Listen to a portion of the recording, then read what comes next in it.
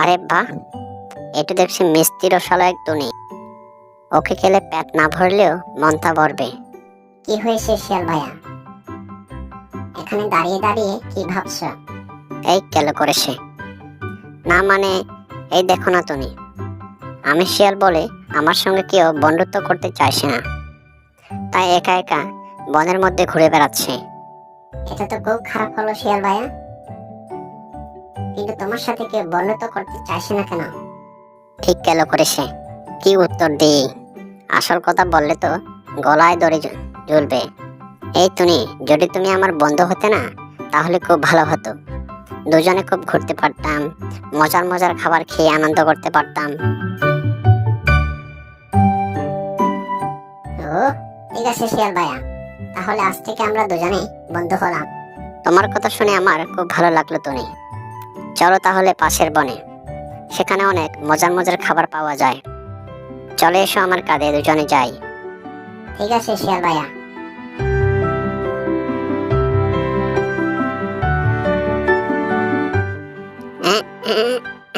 এই ধরেছি, এবার কোথায় যাবি বল টুনি? এবার তুই পেতে চালান হওয়ার জন্য প্রস্তুত হ। না শিয়াল ভাইয়া, তুমি এরকম করতে পারো না, ছেড়ে দাও আমায়।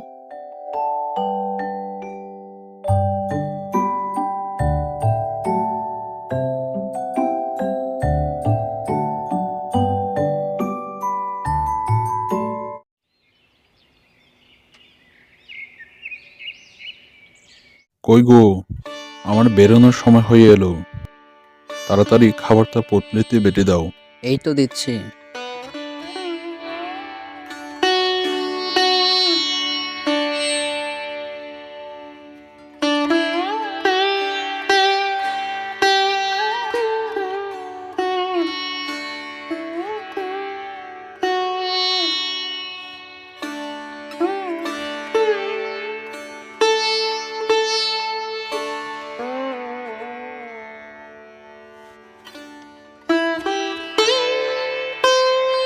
আহারে, আজ যদি আমার টাকা পয়সা থাকতো, তবে পরের জমিতে কষ্ট করে কাজ করতে হতো না। কি আর করা, গরিবের কপালে সুখ লেখা নেই।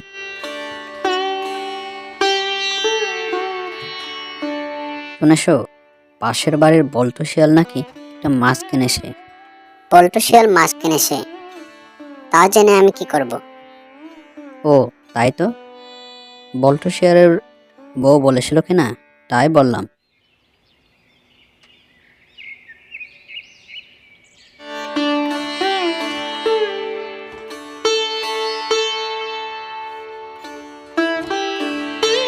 এ কিসের শব্দ শুনতে পেলাম? নিশ্চয় এখানে কিছু আসে। দেখি তো মাটি খুঁড়ে।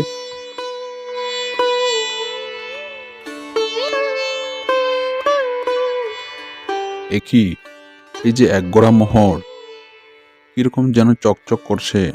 আচ্ছা, কেউ আমাকে দেখেনি তো? না না, এখানে তো কেউ নেই।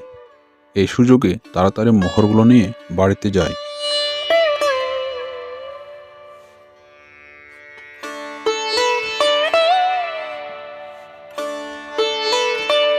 বউ, ও বউ, কোথায় তুমি? দেখো কি এনেছি।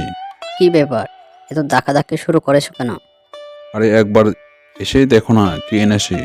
ও মা, এই যে দেখছি এক গোড়া মোহর।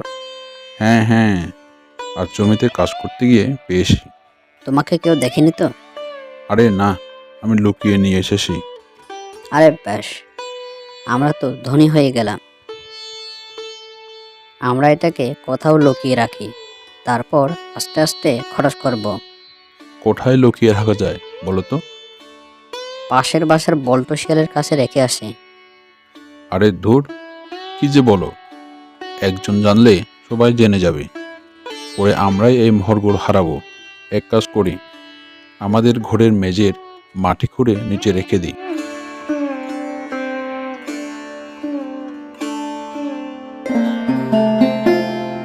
এই শোনো, তুমি কিন্তু এই কথাটা কাউকে বলো না, বললে কিন্তু আমরা ধরা পড়ে যাব।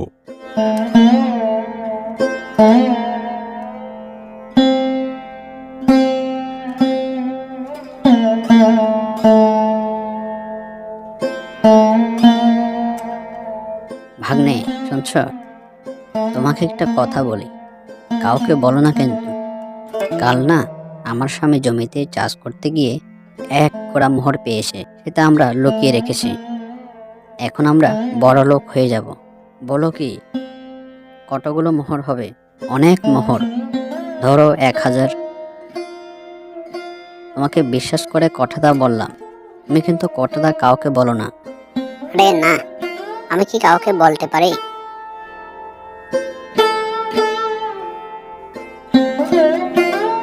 কি বল? তখন পশু পাখিরা যায় বাঘমামার কাছে অভিযোগ দিতে। বাঘমামা শিয়ালদের কথা শুনে রেগে আগুন হয়ে যায়। ফুটফুটে সুন্দর, এই শিয়ালের বাচ্চা, ফুটফুটে সুন্দর।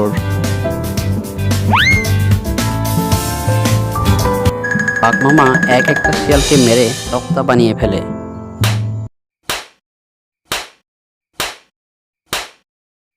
তোদের কাউকে যদি আর এই গ্রামে দেখি, তাহলে তোদেরকে আর আস্ত রাখবো না।